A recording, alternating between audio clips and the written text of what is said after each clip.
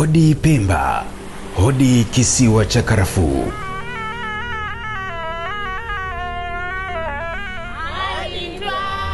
Habari njema zimewasili na historia mpya inaanza.